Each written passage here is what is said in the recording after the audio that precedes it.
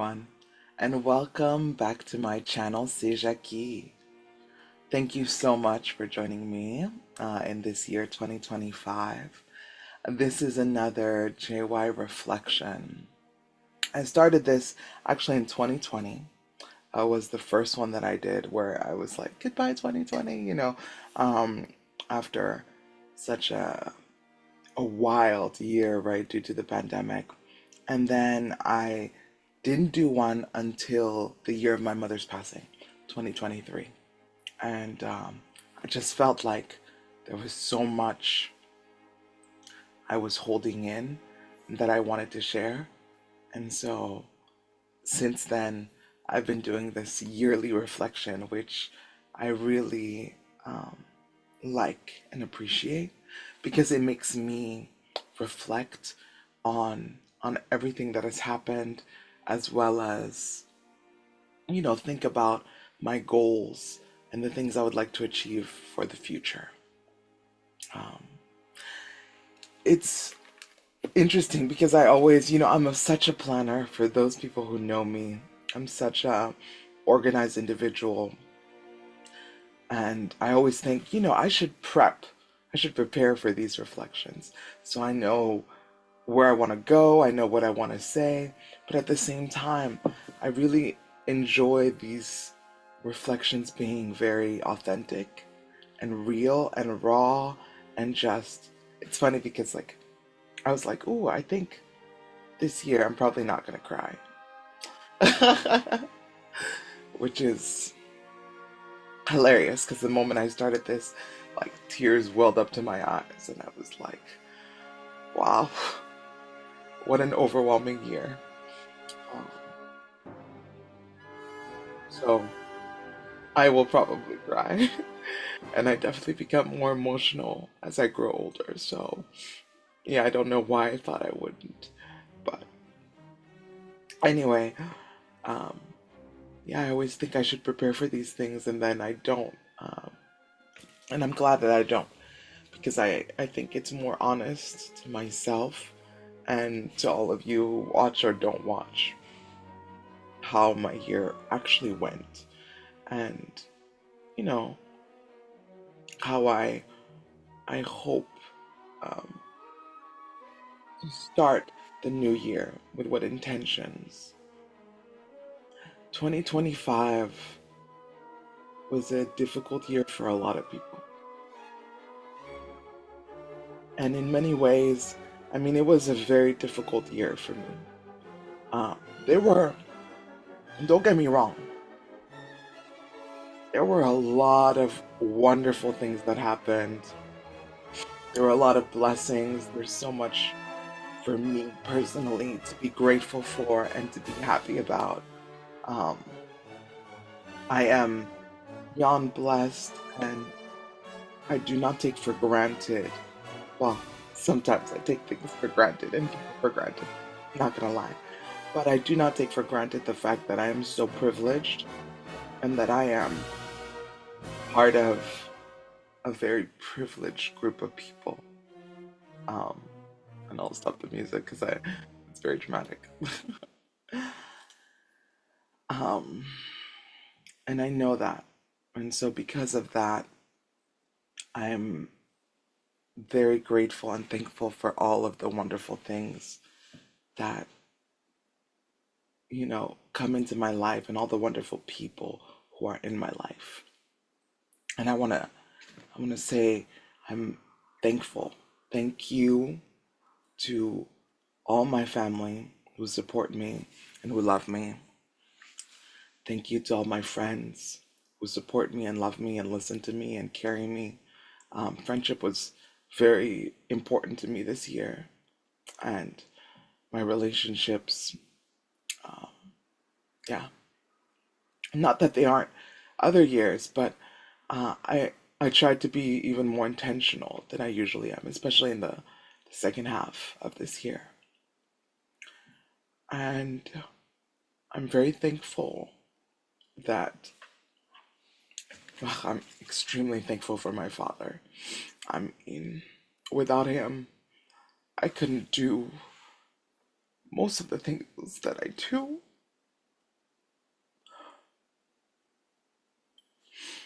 thanks to him and to my mother who has passed, I have a house. I have food. Um, I have all my basic needs and more that are met. And my heart hurts for all the people in the world who don't have their basic needs met, who don't have potable water, who do not have shelter, who do not have food, who do not have clothes.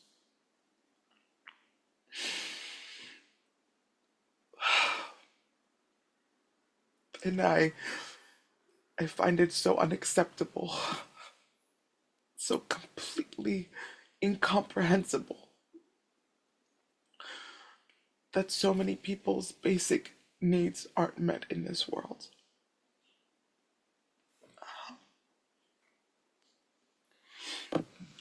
And I pray that I have the ability. I try in my own ways.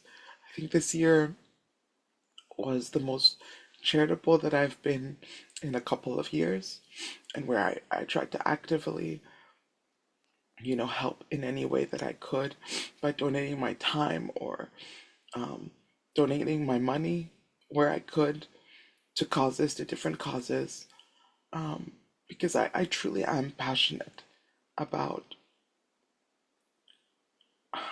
people having their basic needs met. And I wish we lived in a world where everyone had those things and could live in a safe place. And I don't understand why, when it is in the best interest of every single person on this planet, for people to have the basics, I don't understand why we do not all work so hard in order to make that happen. Like I said, it's incomprehensible to me. But I understand and I know that greed, that insecurity, that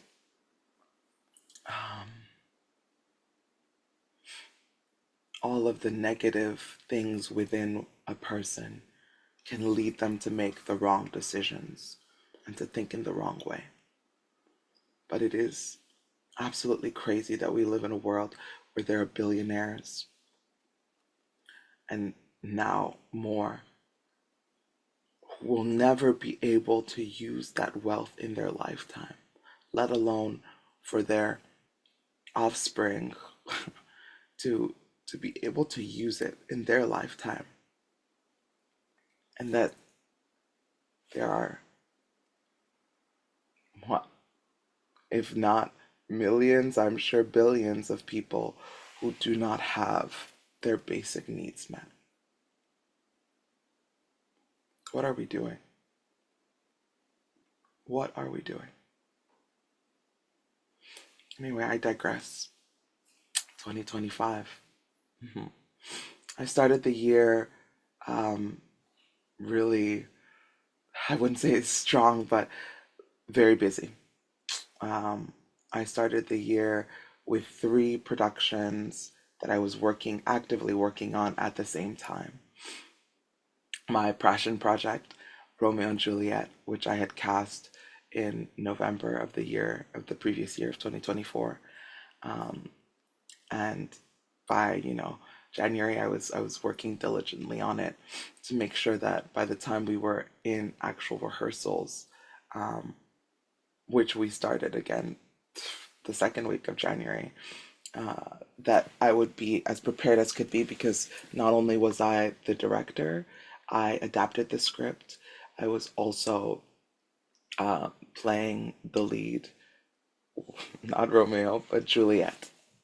Um, and I wanted to make sure that the story that I wanted to share um, was evident and was clear to everyone. And the adaptation that I did, I didn't shy away from the comedy. I didn't shy away from the tragedy of it all.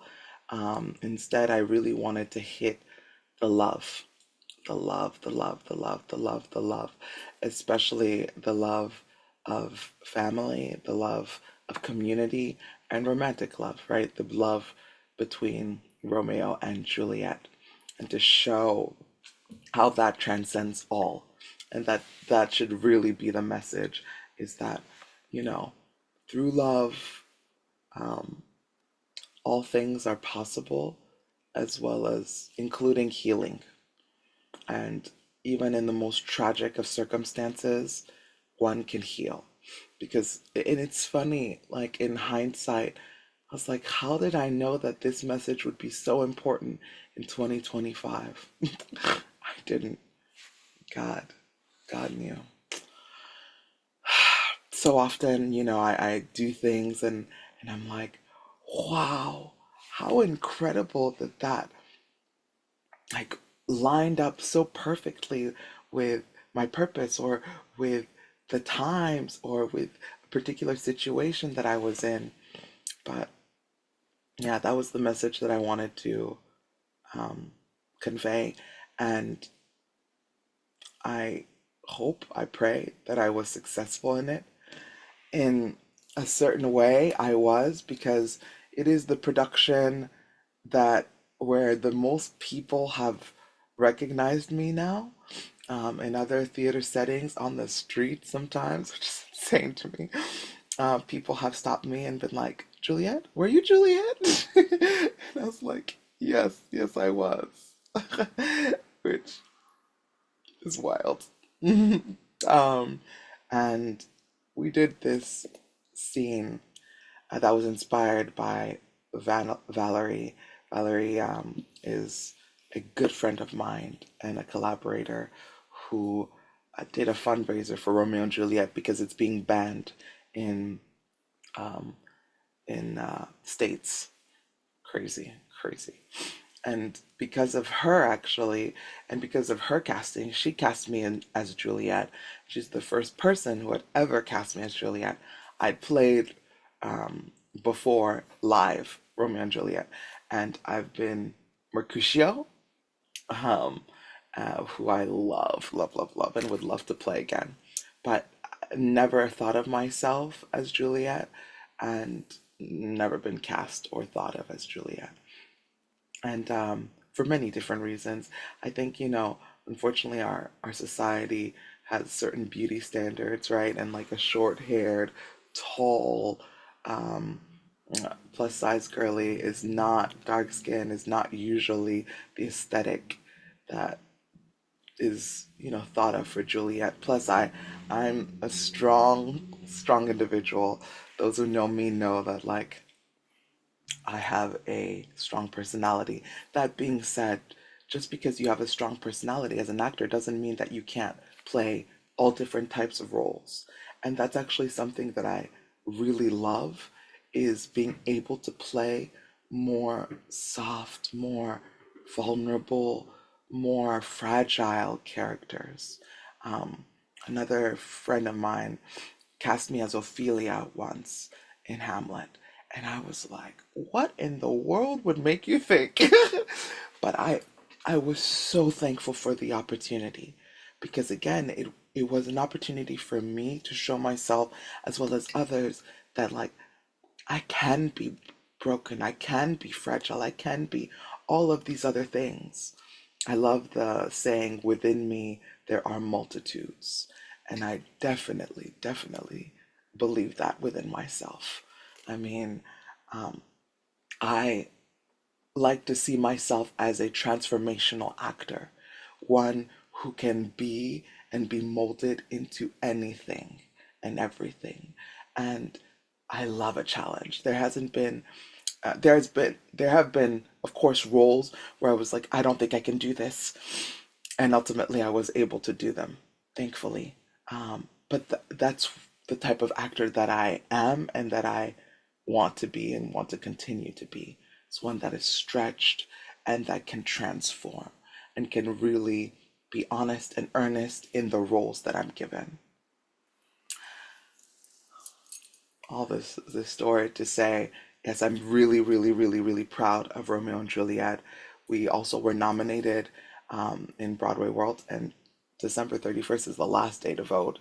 So if you watch this today on December 31st before midnight, feel free to vote. You only need an email, but I either way, I don't care. Just the fact of being recognized and nominated, and that so many people have talked to me about this play, and about its interpretation and about my interpretation as Juliet, which was a very, very raw and difficult one. I mean, I undressed in this show. I was naked, which I've always like had trepidation about, but I was in lingerie multiple times. I performed physical intimacy and like really, I wouldn't say hardcore physical intimacy, but for a lot of people, it was intense. I've seen such intense physical intimacy in other shows, but I think a lot of people shy away from them for many, many, many different reasons. I did not. I, well, initially didn't have as the specific execution in mind, but with my Romeo, who is a friend and who is someone that I trusted, and I was just like, he always would say, "Let me cook, let me cook," and I was like, "Okay, I'll let you cook. Do what you will, and if I feel comfortable with it, we'll do it." And I felt comfortable with a lot. So we did a lot. It made some people uncomfortable. It made many people swoon. It made a huge impact on a lot of people because it was the scene. It's a scene where we don't say any words. It's the scene right after I learned that my cousin Tybalt was killed by Romeo. And we integrated it again because of my dear collaborator and friend, Valerie. She had done that in her version, and I wanted to do it in mine because I loved the impact. He comes to to Juliet's room. Romeo comes to Juliet's room, and Juliet at first is very hesitant. In fact, is almost angry because she knows what he did and she can't believe it. Tybalt is like her brother, right? To her, to me, since I was Juliet. And so at first, there's this push and pull of Romeo wanting to come to comfort, to explain, and Juliet not wanting to deal with it. And finally, Romeo decides to leave. And when he leaves, it triggers in Juliet, oh no, I love this man still, like, and I need to forgive him. And so there's a moment of, after the anger, of forgiveness, of healing. And once that moment hits and lands, then comes the joy of being with your betrothed, with being with your soulmate, right? And there's a moment of lust, right, where we consummate our love for each other. And at this point, we're married technically too. So, yeah, and it's a beautiful, beautiful, beautiful scene. I understand why it was so impactful. I get it. I really do. And I'm glad that people felt the way about it, the way I felt about it when Valerie created it and I was Juliet in that production. And being able to do it in my own production meant more to me than words. And everything that we had music. My dear friend Andy created music and songs for me that were so difficult for me to execute and so beautiful. Again, I don't think I've ever been as raw and honest and exposed and vulnerable in a role as I was as Juliet in my Romeo and Juliet. Whether it's for this year or my life, maybe. I don't know. I would have to really think about it. Um, all this to say, yeah, I'm extremely grateful, but it was a very, very difficult experience at the same time because being the captain of the ship as well as the lead, I didn't get to bond with the cast the way other people were able to bond. And I had a team with me, but because of um, lots of different things, like I said, 2025 was a difficult year for a lot of people. There were a lot of things that I had to carry on my own shoulders. I had to do a lot of other roles within my two big roles already. And when you have to take on so much, you don't have as much space for the other things, aka really getting to know and to bond with my cast. I wasn't able to do that very much, which made me feel very lonely, especially during when we performed it and then by the end of it, because I could feel and I know that I wasn't the person that people, mm, how to say, that I wasn't tethered to a lot of them. And to this day, many of the people, some who I consider friends, don't really stay in touch or talk to me or check in with me or work with me, to be honest, from that production. And even though it was a beautiful, wonderful production. So, yeah. So I was in that. I was doing Fires in the Mirror by Anna Devere Smith, directed by my dear friend and collaborator, Lauren Brooks. You know, this is our third or fourth production together. As you know, every year around the same time we do a production together, and that was it. Thankfully, we didn't do the one woman show. We broke it up so that different actors had different monologues. I had two. Um, Antozake Shange's The Desert and Angela Davis's Rope. And ugh, I loved them both. They were so different. They were so wonderful. It's funny, I preferred the more artistic, artsy The Desert, but people really identified with my Angela Davis's The Rope. That's the one that really hit for most people that I talked to. And I was also in a renewal of Out of the Vineyard by Salmayin 24, and it's a play about freedom suits. Freedom suits are suits in court of slaves that basically went to court for their freedom, to demand their freedom from their masters because they had been promised that they would be free by a certain point, and then the masters didn't give them their freedom, and so these slaves sued for their freedom. And it's about a particular family and how they are related to different other families and how slavery affects everyone, whether you're within the microcosm or outside of it. And it's one that I did a few years ago, and we did it again this time at a community college where a lot of high schoolers were invited, and like it was incredible. We had a lot of high schoolers who came, and high schoolers are a difficult audience, especially I think all the time, all of the pressures, all of the things to listen. And I think also with after the pandemic, people's attention isn't as great as it used to be. This is just my observation. But for some like reason, thankfully, we were able to really grab the hearts and minds of these teenagers. And we had other people, of course, adults and such, who came to watch the show.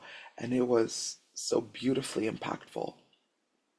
Ah, it felt, yeah, wonderful to do it again. And I hope that I'll be able to do it again. And it was a version 2.0, so it was even bigger and better. They used some technology that was, my gosh, my gosh, incredible. Like, whew, I cannot wait to do it again. And so those were the three productions that I was actively working on. I'm gonna show a glimpse of my calendar because people always wonder, like, Jackie, what does your calendar look like? And it was insane. Of course, in the midst of doing all of this, Here's my calendar. As you can see, super color coded, and I did a million bajillion things. What's I was also still teaching at the same time, and working on other things, other projects. I'm a part of an actors workshop. I did a ton of virtual theater, as always. If you don't know my passion for virtual theater and virtual performance, well, you should. And I'm still doing it to this day. If you're interested, in fact, in participating as an actor, a playwright, a producer, want to help us go to the next level, which is something that I'm thinking about very actively. And that means getting finance so that I'm able to pay all of the lovely people who are part of it, as well as so I can get a wider audience too to come see all of these incredible performances. Please contact me. You can contact me here on YouTube, or you can contact me by email at CestJackie@gmail.com. CestJackie is spelled CestJackie @gmail.com. CestJackie @gmail.com. And I also feel free to contact me. For those of you who don't know me, I know pretty late in the game, but hey, better late than never. I teach French, English, Spanish, negotiation, and mediation, to law school students, to execs, to all kinds of people, and acting, and also improv. And so, if you're interested in taking any of those classes, I mostly teach via Zoom these days, and virtually, but I can also meet in person. Please don't hesitate to contact me. I've been teaching languages specifically for more than 16 years. I started out with Berlitz. If you don't know, it's an international language company, and I absolutely love teaching languages. I have a passion for it, and a very specific pedagogy. And I've been blessed to be able to teach people from literally babies. I think the youngest I've taught was 2 or 3 years old, all the way to 92 years old, or 94 was the oldest person that I've ever taught. And so, and all levels, from literally don't even know one word, right? To fluent, but making it more specialized. So, yeah, hit me up. I am looking for more clients. And, because this year so many agencies were completely shredded apart, especially USAID, right, and the State Department, and as well as lots of international development organizations. Some are not existing at this moment, right? Do not exist at this moment. And because of that, I lost a ton of clientele because they were being funded by their work in order to take classes with me. And once that stopped, and many lost their jobs, they couldn't afford to take classes with me. So I would love to get more clientele. Yes, for the business side of it, but also because I miss teaching, and I miss students, having students like that. So please contact me. So as you can see, my beginning of the year was very, very busy. I also was teaching an improv class at the Duke Ellington School for the Arts, and that was super, super, super fun. It was a group of high schoolers, and I taught them improv, and then we had an improv competition, which they won. Let's go! It was great, great, great, great fun, and I got to get to know a little bit better, somebody that I'd known on the surface, but not really deeply. We got to get to know each other a little bit better, so that was really wonderful. I really enjoyed that. And I was nominated for Watch Awards. What is Watch? Watch Awards are the community theater equivalent, like awards in the DC, Maryland, and Virginia area. and WATCH stands for Washington Area Theater Community Honors. And I was very surprised by, all of the, what to say, my nominations for things, to be honest. I'm always surprised. I mean, I know I do wonderful work and that I merit being nominated and even winning awards. Like that's not the question or the thought. It's more so, that others have that thought and process and then they choose me ultimately. So I have to say I went in really thinking there's no way in hell I'm going to win this year. And that's okay. I I waited, I dragged my feet to grab a ticket, so much so that it was sold out. And luckily, there are always people who are selling at the last minute their tickets, and I found a ticket, two tickets actually, for me and another friend who did the same thing as me and waited until the last minute, and who was also nominated. And so, what was I nominated for, you ask? Great question. I'm looking it up real quick. I should have, put this, but whatever. I was nominated in a category of 10, as outstanding lead performer in a play for Miss Evers Boys and for my portrayal of Miss Evers. That play, that was 2024 last year. If you don't know the story about the Tuskegee experiment on, syphilis experiment on black men, please go look it up. It's important history that shouldn't be erased. I played the nurse that was a part of this experiment. Lord Jesus, but happy to be recognized. Also part of the Lita Hall Outstanding Ensemble in a Play, which was a category of six. Miss Evers Boys was a part of that. I was also in Outstanding Cameo in a Play. It was a category of six people. I was nominated for Tituba and Martha Corey in The Crucible at Dominion Stage. And I think those were all of the nominations. Yes. So it was three nominations. Um, and and again, I went in thinking, okay, we're good, Gucci. I'm not gonna win. It's cool.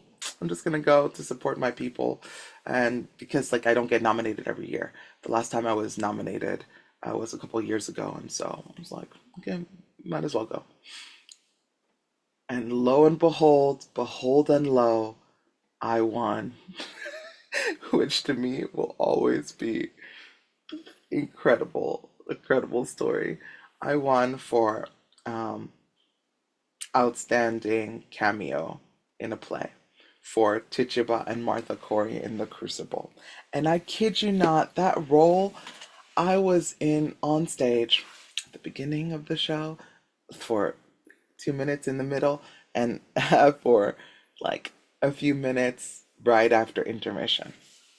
I think in total, it would be maybe an exaggeration to say I was on for 10 minutes. Maybe 10 minutes, if that, maybe. And the fact that I could have such an impact in such little time, where this play was it was long, it was almost 3 hours long, if not, um, is insane to me. Insane. At the same time, I understand why I was chosen. I mean, I was. So this play, and I feel like I'm going on so many tangents and all over the place. This is probably going to be my longest reflection video that I'll have, but that's okay. This is a place and space, hopefully a safe space for me to reflect and really think about things. And so, yeah. It's a play that I didn't think I would get cast in. One, because I was already in two or three, as usual, other plays at the time. It was in, they cast during the summer of 2023, 2024, 2024. And I was in other shows. I didn't have enough time, but I really loved the play. And I was like, let me just try. So I auditioned, and they offered me the role of Tituba and Martha Corey. Number one, if y'all don't know, I almost died due to flesh-eating bacteria several years ago, in 2017. And after that experience, and I had to be rehabilitated, relearn how to walk, all of those things. And after that, theater had always been in my life, and I was looking for auditions. And on my hospital bed, I saw an audition for The Crucible at Silver Spring Stage. Silver Spring Stage is very close to me. It's my home theater. I'm now the artistic chair of the theater, and I never knew that this theater existed, even though it was so close to me, technically. Never knew. Like all of a sudden, serendipitously, God, I found right this opportunity, and I was like, "Ooh, let me go." But I still wasn't in a great place physically, to be honest. So I said, "Okay, rather than auditioning for the Crucible, I'm just gonna watch it, and then if I like the space, I'll audition for future things." And I did. So that was the first production I saw at Silver Spring Stage, and it prompted me to audition, and I got into their very next show, which was Season of Light, and there started my career at Silver Spring Stage, where I auditioned for lots and lots of things after that. And I remember when watching it that I was like, I did not like the role of Tituba. Tituba is the one black woman in the show. She's a slave. Um, and I just thought it was it was useless. It was boring. I didn't like it. I did not like it, and I vowed in that on that day when I watched it that I would never play her ever. Never say never. Because here we are, 2024 summer, and Danny Guy, the director, is like, I am happy to offer you the role of Tituba and Martha Corey. Now, I wanted to flat out refuse, not gonna lie. But I felt like I don't need to refuse. I just need to tell her, like, here's my schedule, all of my conflicts, and they're just gonna say no. And it's gonna be good. It'll be Gucci. Then I don't have to burn any bridges, and like we good. I send all of my conflicts. The next email is, I think we can work with this. Thank you. Literally, I could only show up for one rehearsal before Tech Week started. And I did. I came to one rehearsal. During that rehearsal, we worked on like the my two big scenes as Chichiba and not more Martha Corey. But the first scene, right, is when I come in to say to Paris to check in on my girl, and we didn't work on that. We worked on the scene, my longest scene, which is when Abigail Williams, that little snitch, accuses me of witchcraft, right? And tells everybody that like it's because of me that this child is sick and all of that. And like they want to kill me. Not great. So that's the first scene that we worked on. And I don't know what the Holy Spirit must have infused me, because the moment, we ran it, I was like, they're about to kill me. So I was screaming bloody murder. I was crying. I was so scared. I was so scared. People became scared. They're like, "Oh my gosh, are you okay?" And I was like, "Yeah, I'm fine." Tituba is scared for her life though, which is why I'm. And I think that really excited the director, and that it inspired some of the other actors who had maybe not realized the stakes, right, of the times and of that particular scene, to like pump it up. And yeah, it became one of my most like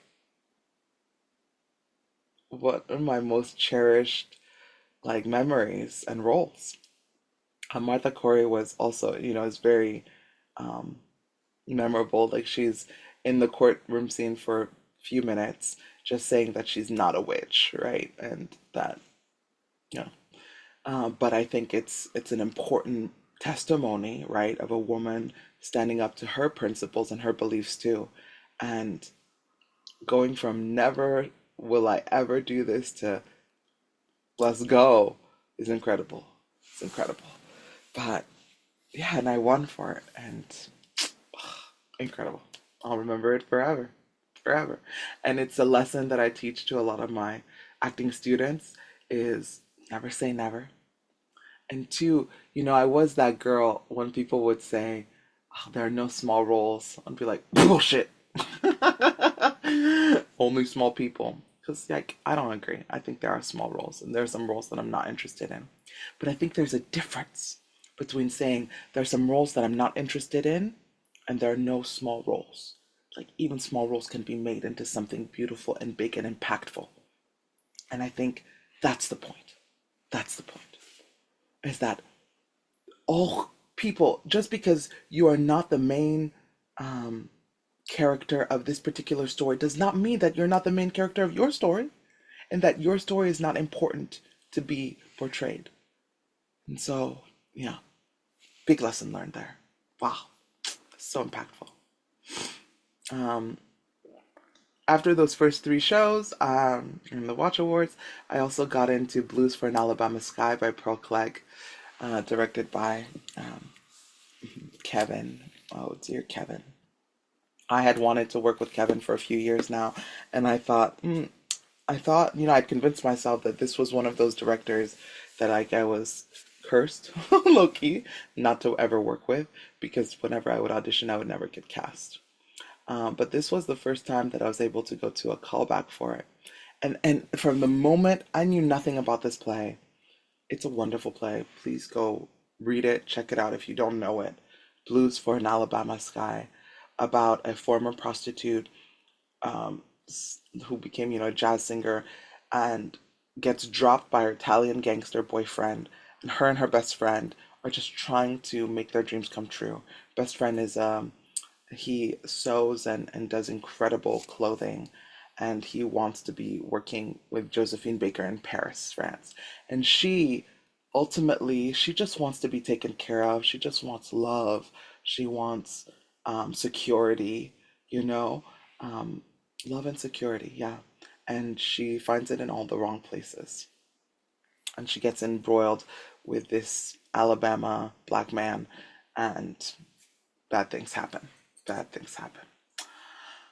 But it was a beautiful, beautiful, beautiful role. Like the moment I read for Angel, I knew who she was. I knew what she wanted. I knew her, and it just felt right. And that was another moment of just like,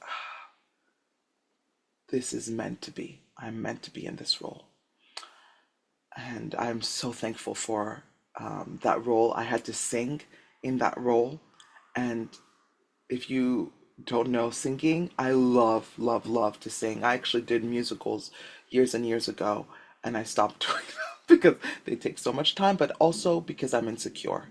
I had been told so often that, my singing was good, not great, and that I don't have a special voice, and all of these different things, that I began to believe those stories.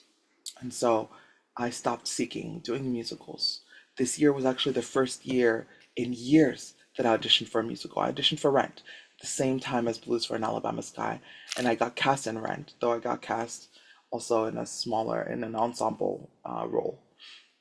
And between that and Angel, I decided to go with Angel for many reasons.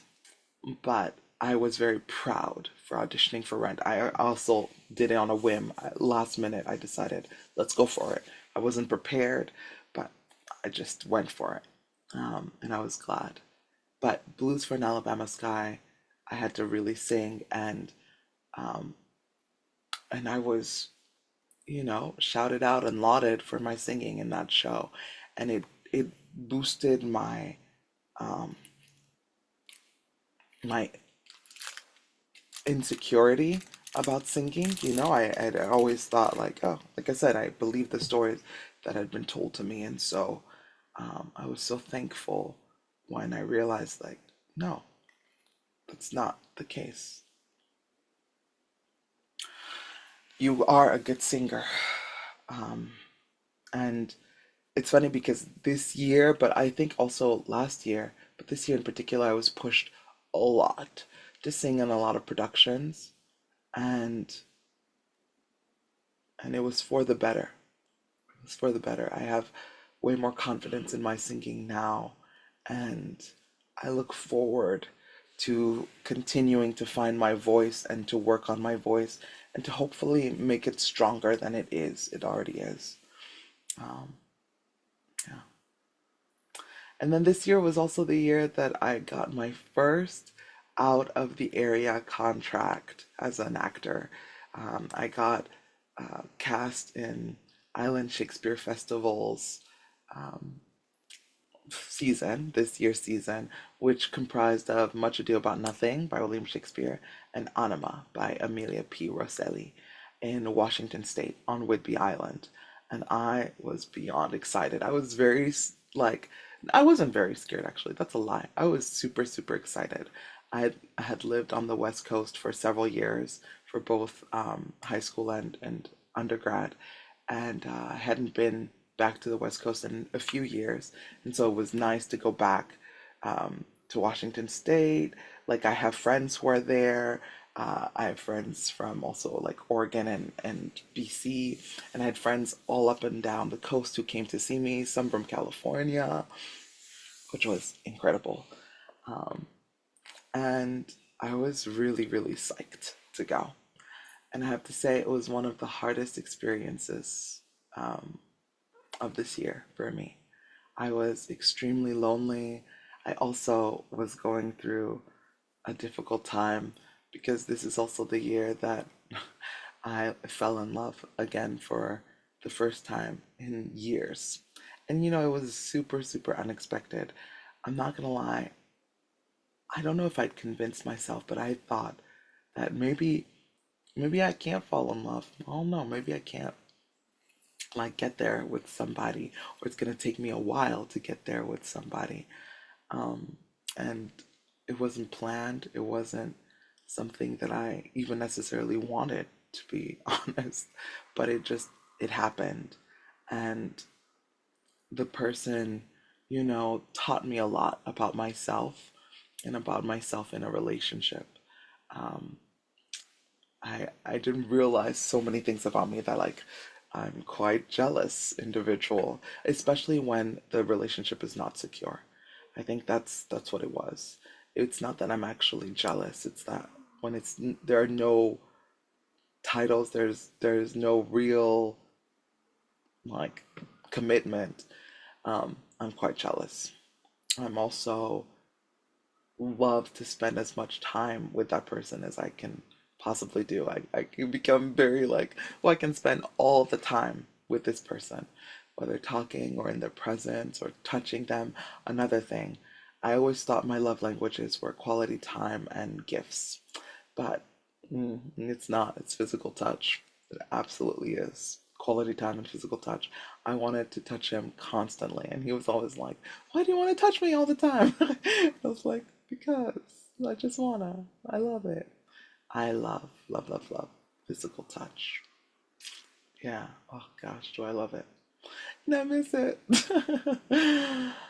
To 2026 to lots more of that. But yeah, it was just. It also unlocked within me. This was a year, a landmark year, if we want to say that, an important year.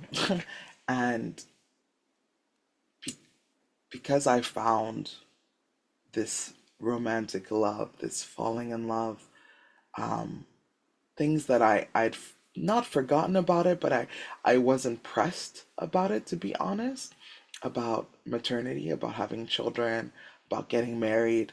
I was like, it'll happen when it happens type of girl, and was very content in being patient and just waiting for the right time, for God's time. And this year, because of falling in love, all of these huge emotions started getting unlocked, where I was like, I'm getting older. Like, I don't know for how much longer I'll be able to have children of my own. And I did realize, more recently that I would like to go through the experience of of birthhood within my own body at least once. Um, and and from falling in love, I was like, I really want to be married. Really want to have my partner, this person that I can share everything and anything with, right? Where we can be each other's support, real support, like in all ways, mentally, physically, financially, all of the ways, right? And and I deeply yearn for that, because it makes life so much easier when you have somebody who has your back unconditionally, the way you have their back unconditionally. And I realized that I don't have that. I haven't had like a best friend in a very long time, and I have a multitude of friends. I have so many friends, but often they get wrapped up in their own lives, and I'm the one who has to be the organizer, the one who has to reach out. And this is the case for, I would say, 95% of my relationships, friendships, and with my family, where I have to be the one to, drive the relationship, because if I don't, then I won't see them or talk to them for a very long time.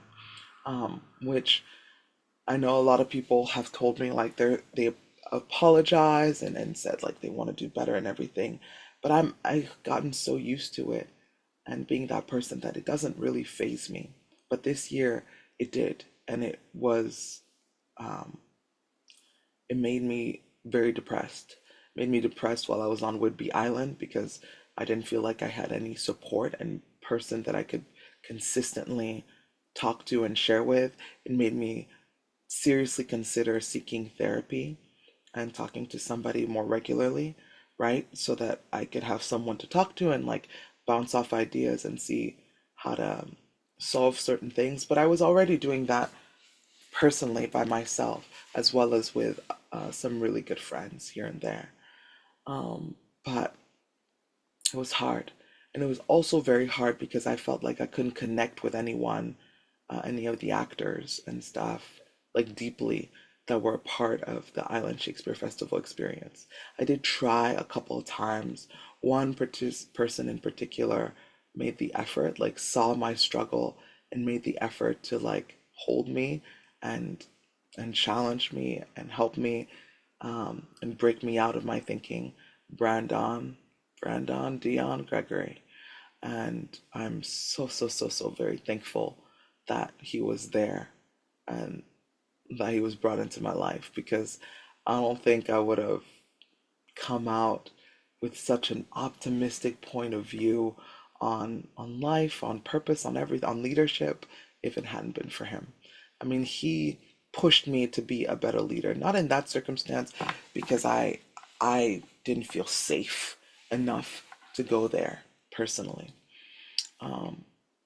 But when I came back from Island Shakespeare Festival, I came back with a purpose to be a better leader and to be a leader that is selfless, that thinks about, the good of the group over their own good, and to really, you know, care. I care, but care about everything and put those things above the artificial things, such as profits, right? And all of these other things that in our society we have deemed as important and almost, well, not almost, as more important than human life, which is insane.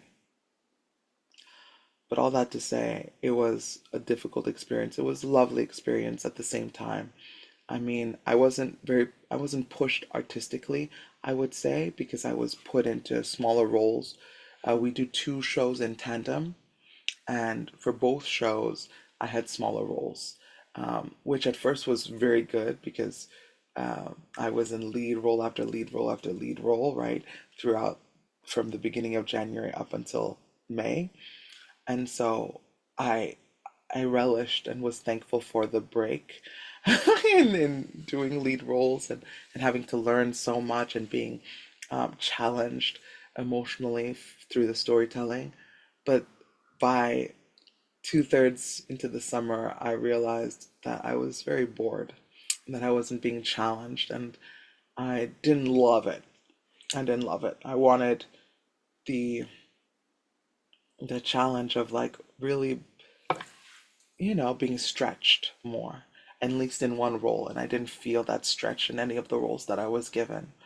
And so, yeah, but then that summer ended. I came back. I was a bridesmaid in my dear friends Angela and Evan's wedding in October. It's a beautiful, beautiful, beautiful ceremony. I love them both so much. Angela is a dear collaborator and friend as well. She's been my assistant director now two times. She was for Romeo and Juliet. She came in a little later in the process for that. But I was so thankful for her because she was really, really helpful and instrumental in helping me to make sure that I was doing what I needed to do well as an actor. And I was put into a situation where I had to um, step in to direct for a show, a slot. Things happened, rights, all of that at Silver Spring Stage. And so I was put in the position to direct Tartuffe. And as some of you know, my ideal when artistically is to direct and act in a show. Unless I don't see myself in the show, which happens, I always want to direct and act. Oh, by the way, that was my second wedding. I went to another wedding, Charles and Suyang's wedding in Arizona, which was also beautiful, beautiful, beautiful.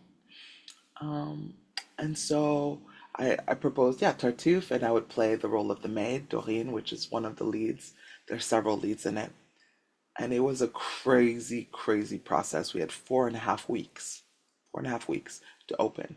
In professional theater, that's not too crazy. In fact, I've done worse. At the smallest amount I've done is 2.5 weeks of rehearsals before we open. And it's not crazy because we usually rehearse for 6 days a week and for like it's like a job, like 9 to 5 or 9 to 6 or 10 to 8 or something like that, right? So it's easier to like create a story in that amount of time. But with community theater, you're only allowed, not allowed, but you can only rehearse on weeknights and weekends because people are working mostly, right? And my schedule was already, what was I doing at that point? I'm like trying to find. I was, oh, I did a beautiful, beautiful historical show, Iron Will. As soon as I got back, I went to Frederick and stayed over there. That was an insane experience too. um, my friends can't believe I went to Fremont, which is apparently a place where the KKK still reside, by myself. I was alone for a bit of the time too, but it was a beautiful experience. And I played a slave. Hey. But I was, oh, doing just lots of different other projects, lots of readings of shows, of incredible shows, important readings. I was also working, um, but I dedicated my time to Tartuffe whilst also auditioning for a bunch of shows, and and it was a success. It's right now the second highest grossing show of our new season, um, which I'm so so so so grateful and thankful for.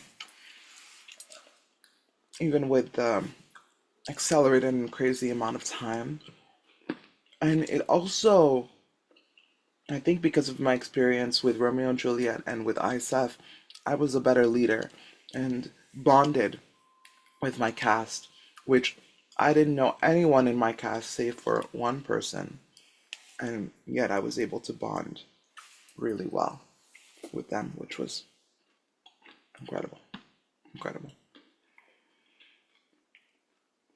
And after that, I got, into lots of different shows that I got cast in. And so 2026 starts again, Fast and the Furious, with me being a part of 5 productions. and two readings, something crazy like that. And this year, believe it or not, I did fewer productions. I worked more as an actor and I got paid more as an actor this year than and as an artist than I've ever been paid before in my life. But I worked less in terms of full productions. But it's because, like, for ISF, for example, I was there for almost 4 months and working on two productions in tandem. And so, usually, if I were here, I would be working on two or three shows at the same time as usual, right? But it's not about the quantity, it's about the quality, as they always say. And I definitely feel very fulfilled and very stretched this year, artistically. Especially as a director, I think I'm getting better and better and better. I also secured an incredible opportunity for 2026 working with um, uh, the Prince George's government on some artistic endeavors, and I'm really looking forward to that. I yeah, I am dating. I'm talking to several people, and I will probably most likely meet at least one of them face to face, if not all three of them. Yeah, the three guys that I'm talking to. If and I'm gonna continue talking to more people, and I am opening my heart, to whoever's the right person to be in my life. I pray that in 2026 I find him so that, you know, I know what I bring to a relationship and I know that I'm a ride or die and I will be there to support their hopes and dreams and whatever they want to succeed, to do in this lifetime.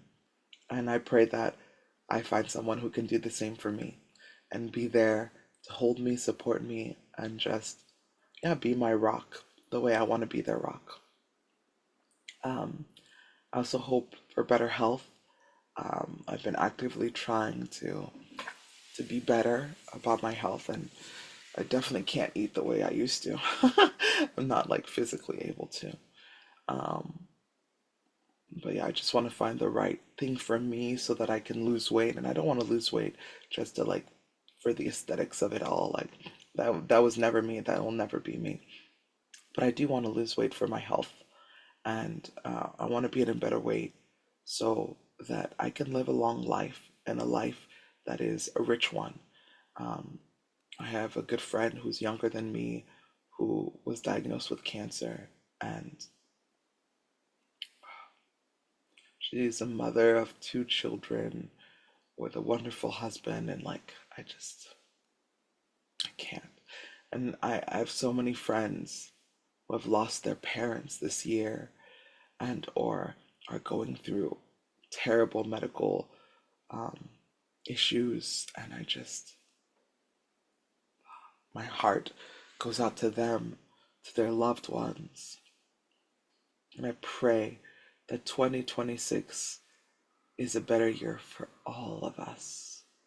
And, as I mentioned at the beginning, and as you probably heard throughout this chat, though 2025 was difficult for me, it was also filled with so much good. So much good.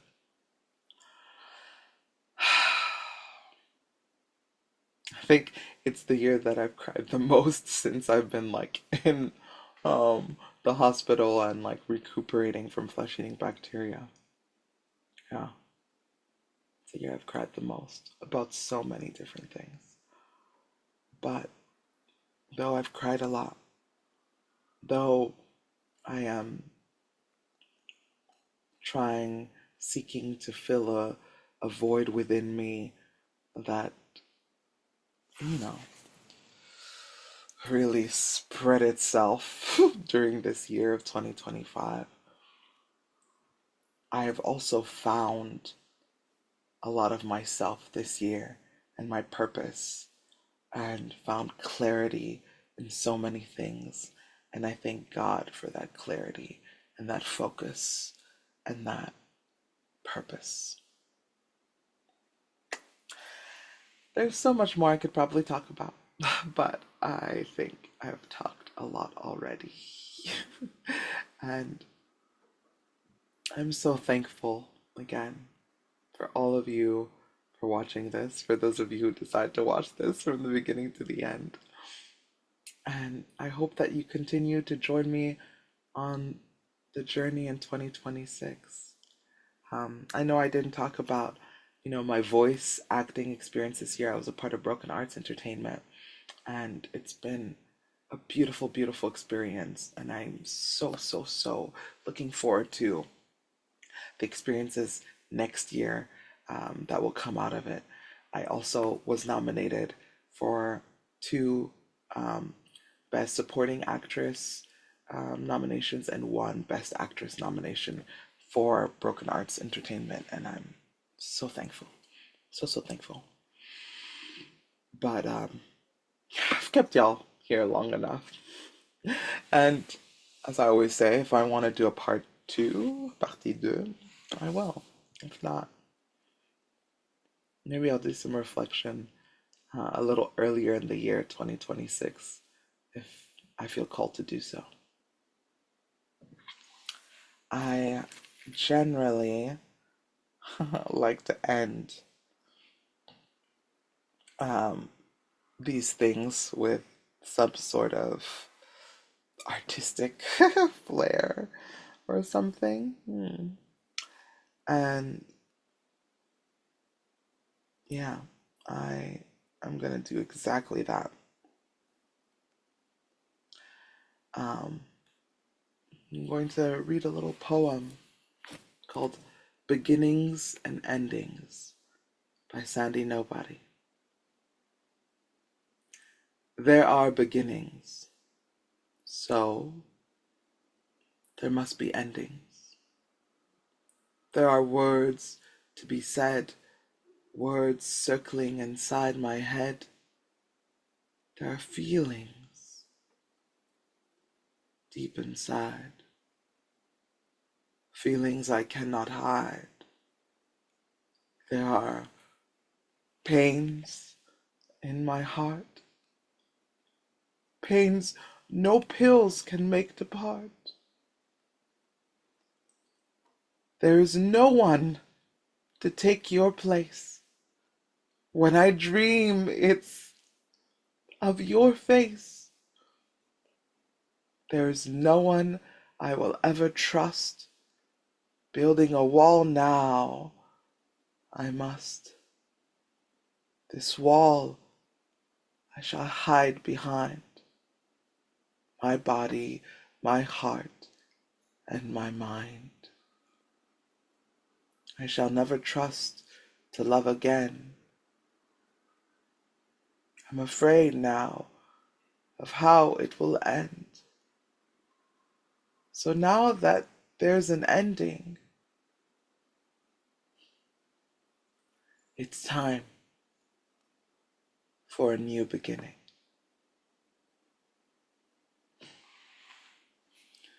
Merci beaucoup, mes amis, mes amours. Merci pour cette année 2026. C'est vrai que je n'ai pas vraiment beaucoup parlé en français pendant cette vidéo, mais je vous remercie. Et ce poème est magnifique, mais bien sûr, ce n'est pas totalement vrai, hein. J'aurai confiance. I do trust, ok? Et je vais tomber amoureuse encore. I will fall in love again. I know that. Muchísimas gracias y nos vemos en el año que viene. Adiós, amores. Ciao.